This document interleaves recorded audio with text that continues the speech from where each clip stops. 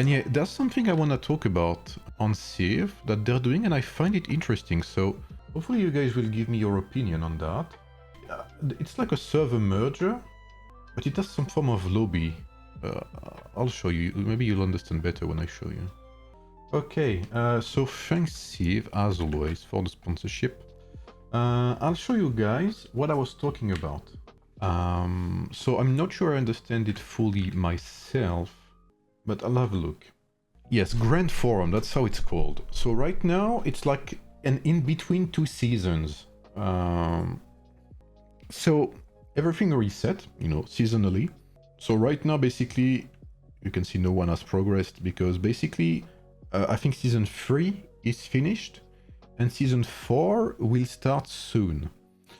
So everything resets again seasonally. And right now they have not started Season 4 right away after Season 3.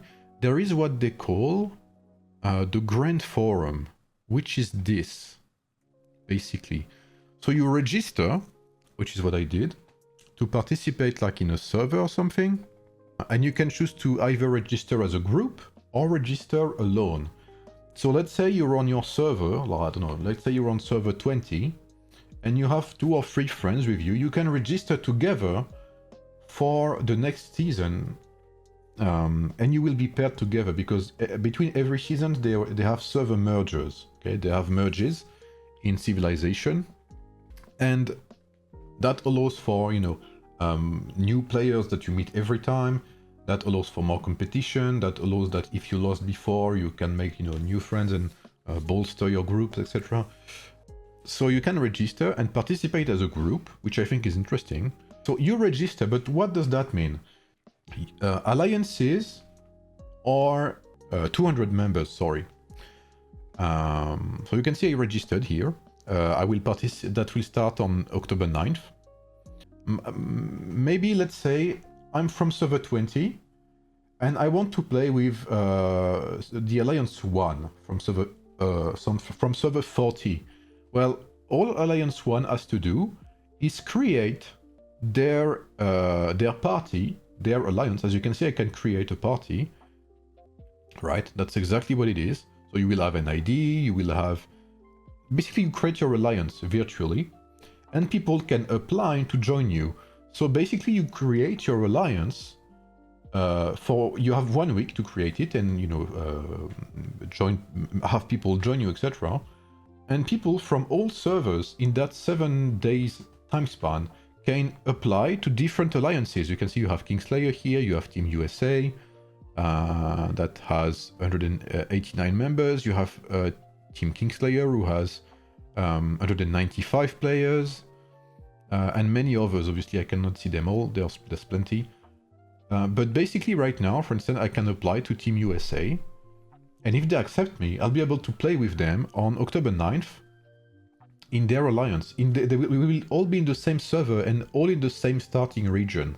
What this does is, whenever you start in a server or whatever, through this system, I think you are stuck with that alliance. But I mean, at this point, if you go through all the system, then why not? And I think that's pretty good. So another thing to say is you have this, okay? It's 200 players and 20 great strategists. So what does great strategist mean? As you can see, it said, sorry, an icon obtainable by players who are ranked on the great strategist leaderboard. Basically, great strategists are whales. They're krakens.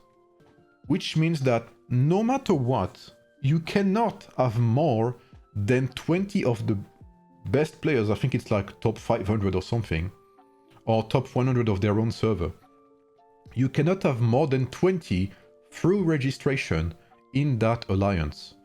So you create an alliance where you will not have more than 20 whales and, you know, 20 performing very high performance players in that alliance.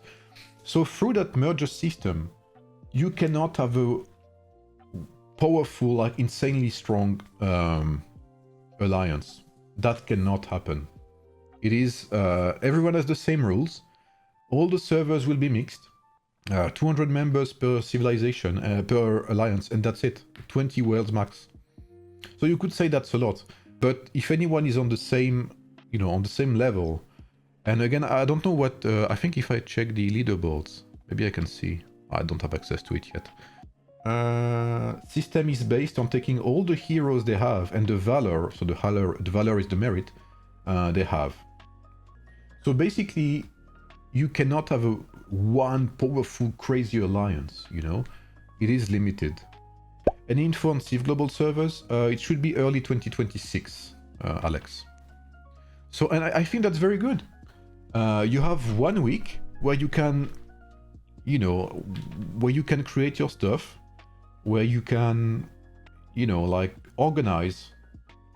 Oh, and by the way, they also gave shit ton of rewards during this mid-season. Like they gave 30 tickets. So you have in a civilization, you have 1 5-star hero every 20 spins, guaranteed. So there is something we don't have in Age of, which is a PT system.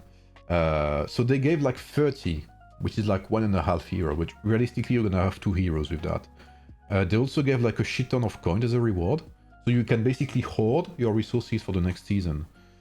And yeah, that's like the equivalent of giving you like a 3-star hero in Age of. So yeah, October 9th that will start. Servers will be moved on that one big server.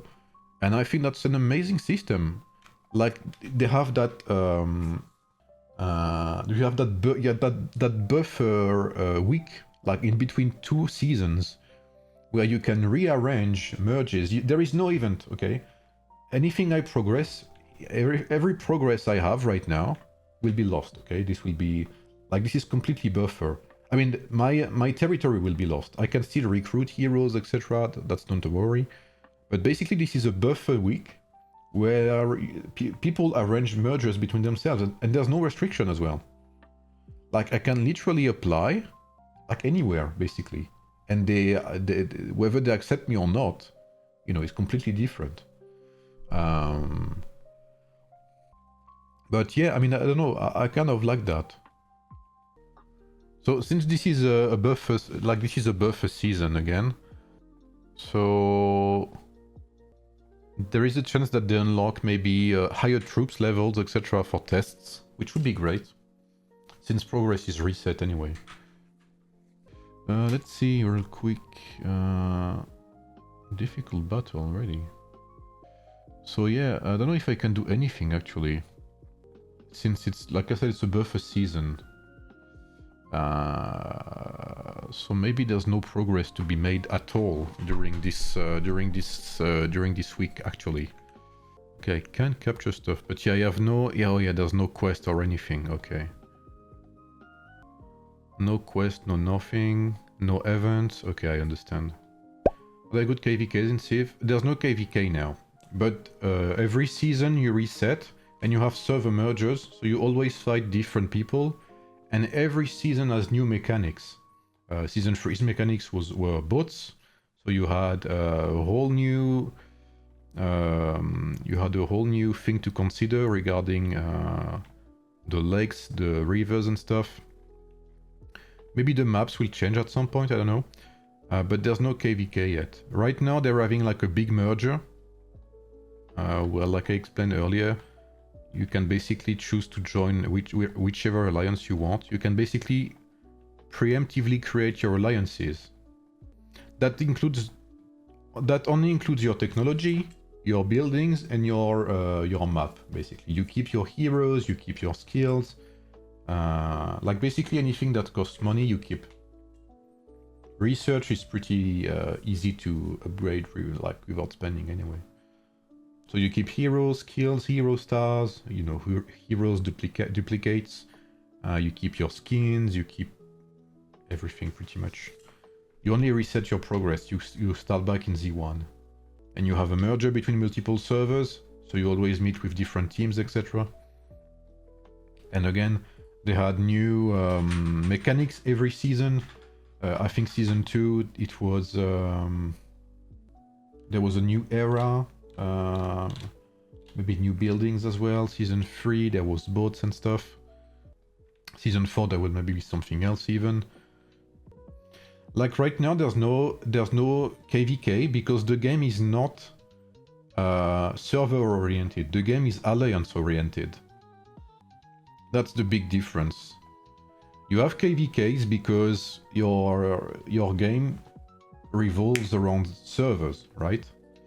But if your game revolves around alliances, then you have no real use for KVKs. Especially if you have mergers every season with fresh new gameplay every time, with new components, you know? So it's completely different approach, but it works in Civilization because like it's very fast. Like I first I said it was slow, but when you play in Alliance, it's actually very fast-paced. Very fast-paced. Like you work towards the middle. Like a season in a month is a month and a half. That's like a stellar glory for us. And in Civilization, they give you tons of material to fast upgrade your buildings. Like they're very, very generous. Even on research. Research is not even like a concern in Civilization. I didn't check, but yeah, there's nothing to stream. Like I said, it's mostly I wanted to talk to you about that system, which I mentioned early, which I think is very good. That Mecha Frontier merger system, I think is amazing. And some stuff could be, you know, we could take some inspiration from that. I think that's very good. Thanks again, Steve, for the sponsor. For the sponsorship, sorry. I appreciate you a ton. Thanks guys for tuning in, and yeah, I'll see you folks tomorrow. Have a good day, and see you soon. Bye everyone.